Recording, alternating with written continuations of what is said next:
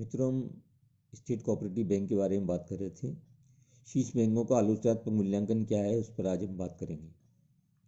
शीर्ष बैंकों की प्रगति का मूल्यांकन करने से स्पष्ट होता है कि इनकी प्रगति संतोषजनक रही है।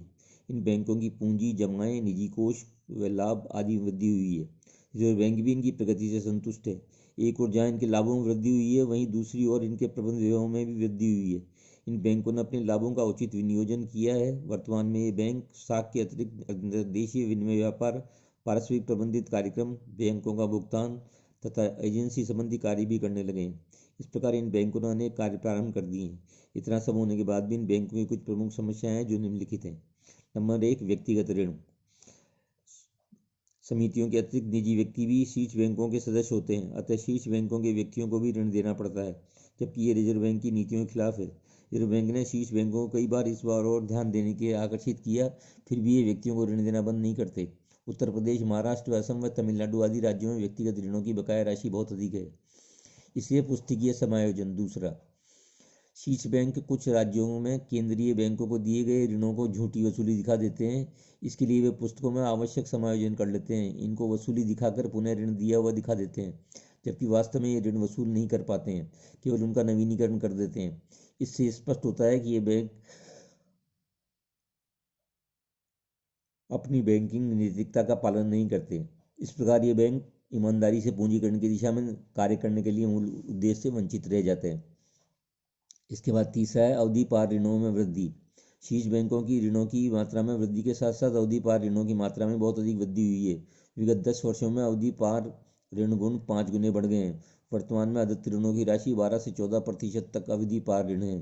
अतः शीर्ष बैंकों को केंद्रीय सहकारी बैंकों से अवधि पार ऋणों की वसूली के लिए कारगर कदम उठाने चाहिए।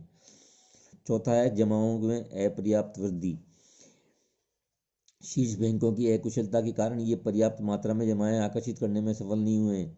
इन बैंकों को अधिकांशतः जमा राशि महाराष्ट्र व उत्तर प्रदेश से प्राप्त होती है। इनकी कुल जमाओं में आंध्र प्रदेश, गुजरात, जम्मू कश्मीर, कर्नाटक, राजस्थान व पश्चिम बंगाल का 20% से भी कम भाग है।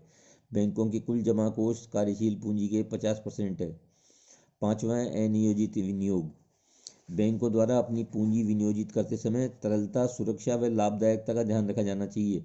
कुछ शीर्ष बैंक इस विनियोग नीति का पालन नहीं करते तथा रिजर्व बैंक के निर्देशों के बावजूद ये बैंक अन्य सहकारी समितियों के अंश खरीदने में धन विनियोजित कर देते हैं। कुछ राज्यों में इन्होंने प्राथमिक सहकारी समितियों जैसे अवशीतन समिति, सिनेमा समिति आदि को बड़ी मात्रा में अग्रिम ऋण प्रदान किए। इस प्रकार के विनियोगों पर प्रतिबंध लगाया जाना चाहिए। इसके लिए बैंकों को विनियोग संबंधी ऋणों सिद्धांतों का सख्ती से पालन करना चाहिए। छठा, मध्यावधि ऋणों की अपर्याप्तता। रिजर्व बैंक द्वारा प्रदत्त मध्यावधि ऋण सुविधाओं का ये बैंक पूरा प्रयोग करने में असफल रहे हैं।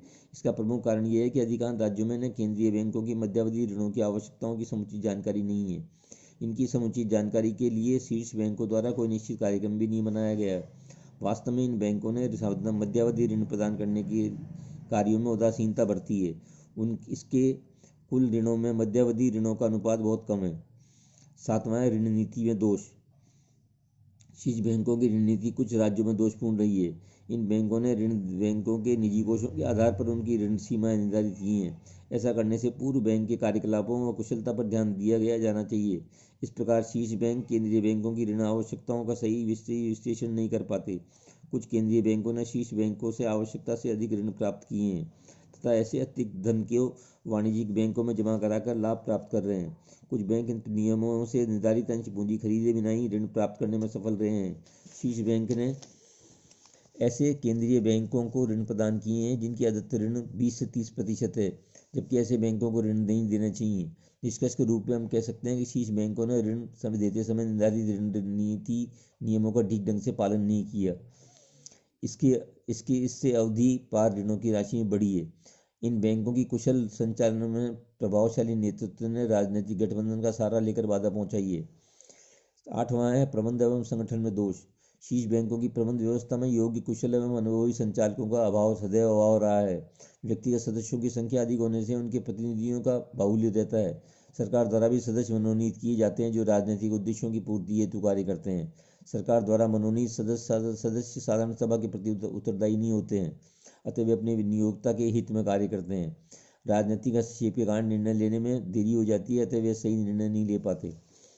नवा है निरीक्षण व अंकेक्षण व्यवस्था में शिथिलता। शीर्ष बैंकों की ग्रामीण शाखा व्यवस्था के सफल संचालन का दायित्व सौंपा गया है। केंद्रीय बैंक के जांच व निरीक्षण का कार्य भी शीर्ष बैंकों के जिम्मे किया गया है, किंतु शीर्ष बैंक इसमें असफल रहे हैं क्योंकि इनके पास जांच व निरीक्षण के लिए पर्याप्त कर्मचारियों का अभाव है। केंद्रीय बैंक भी इनकी जांच व निरीक्षण में सहायता नहीं करते। अखिल भारतीय ग्रामीण शाखा सर्वेक्षण समिति का सुझाव था कि ऐसे केंद्रीय बैंक जो कि निरीक्षण में जांच में सहयोग नहीं कर देते वो की सदस्यता समाप्त कर देनी चाहिए। 10वां प्रशिक्षित व अनुभवी कर्मचारियों का अभाव। शीर्ष बैंकों के पास प्रशिक्षित व अनुभवी कर्मचारियों का अभाव है। इनका अभाव होने से बैंकों की प्रबंध व्यवस्था कमजोर बनती है। इन बैंकों के कर्मचारियों के प्रशिक्षण, विकास तथा कार्यदक्षाओं को सुधारने के लिए कोई उल्लेखनीय प्रयास नहीं किए गए। राजनीतिक हस्तक्षेप के कारण इनकी प्रबंध व्यवस्था शिथिल हुई है। अब शीर्ष बैंकों की प्रगति के लिए कुछ सुझाव हैं, वो निम्नलिखित हैं। नंबर 1, रिजर्व बैंक के निरीक्षक की नियुक्ति। रिजर्व बैंक के प्रत्येक शीर्ष बैंक के लिए एक निरीक्षक की नियुक्ति करनी चाहिए जिससे वह संचालक मंडल की बैठकों में भाग ले सके तथा राज्य में सहकारी सुविधाओं में विस्तार के संबंध में अपने सुझाव दे सके। इसके लिए बैंकिंग कानून में आवश्यक संशोधन किए जा सकते हैं। दूसरा, संचालक मंडल का पुनर्गठन। शीर्ष बैंकों के संचालक मंडल का पुनर्गठन किया जाना चाहिए। उसके लिए रिजर्व बैंक सलाह दे सकता है। राज्य सरकार इन बैंकों की अनेक प्रकार की वित्तीय सहायता उपलब्ध करवाती है, अतः उनका संचालक मंडल में उचित प्रतिनिधित्व होना चाहिए ताकि वे अपने हितों को सुरक्षित रख सकें। इसके अतिरिक्त कुछ विशेषज्ञ जैसे कृषि विशेषज्ञ, शाख विशेषज्ञ आदि को भी संचालक मंडल में संयुक्त नियुक्त करना चाहिए ताकि निर्णय लेने में आसानी हो। इसके बाद है मुख्य प्रबंधक की नियुक्ति। तीसरा, प्रत्येक शीर्ष सहकारी बैंकों में एक मुख्य प्रबंधक की नियुक्ति की जानी चाहिए। इसकी नियुक्ति करते समय विशेष सावधानी रखनी चाहिए। ऐसा व्यक्ति संस्था के अंदर से ही लिया जा सकता है तथा संस्था के बाहर से बुलाया जा सकता है। इसके अतिरिक्त रिजर्व बैंक या स्टेट बैंक से किसी भी व्यक्ति को प्रतिनिधि नियुक्त पर बुलाया जा सकता है। राज्य में सहकारी शाखा व्यवस्था के पुनर्गठन की जिम्मेदारी सही व्यक्ति संभालेगा, अतः ऐसा व्यक्ति योग्य, कुशल, ईमानदार, अनुभवी, प्रशिक्षित और उत्तरदायी होना चाहिए। उस व्यक्ति के प्रशिक्षण व विकास की जिम्मेदारी बैंक की होनी चाहिए। इसके बाद चौथा है शाखाओं की स्थापना। शीर्ष बैंकों की अपनी शाखाएं ऐसे स्थानों पर स्थापित करनी चाहिए जहां केंद्रीय बैंकों की स्थिति बहुत कमजोर है तब वे अपना कर्तव्य निभाने में असमर्थ हैं। ऐसे स्थानों पर शीर्ष बैंकों की शाखा केंद्रीय बैंकों के सभी कार्यों को पूरा करने में दायित्व स्वीकार करेगी। वह केंद्रीय बैंकों के स्थापित होने अथवा मौजूद होने की स्थिति में आने तक प्राथमिक शाखा समितियों की सहायता उपलब्ध करवाती रहेगी।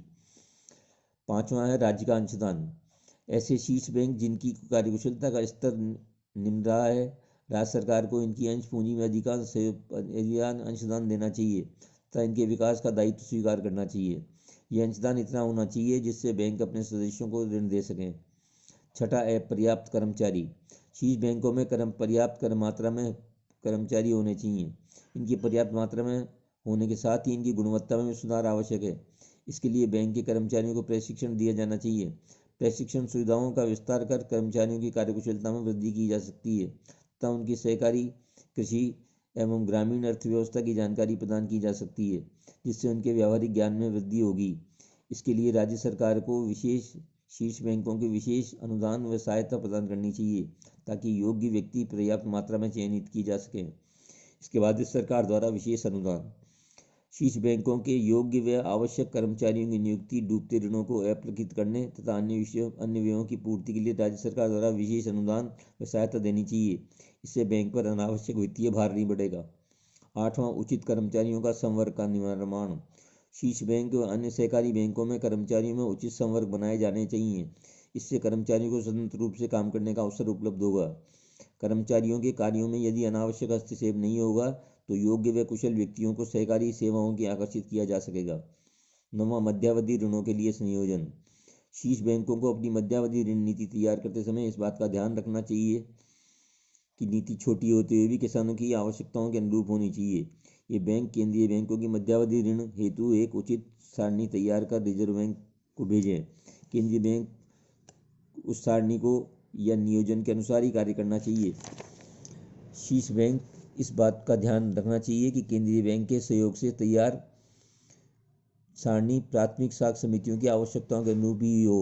रिजर्व बैंक शीर्ष सहकारी बैंकों को एक बार 2 वर्ष के लिए मध्यावधि ऋण की सीमा में स्वीकृति प्रदान कर सकते हैं।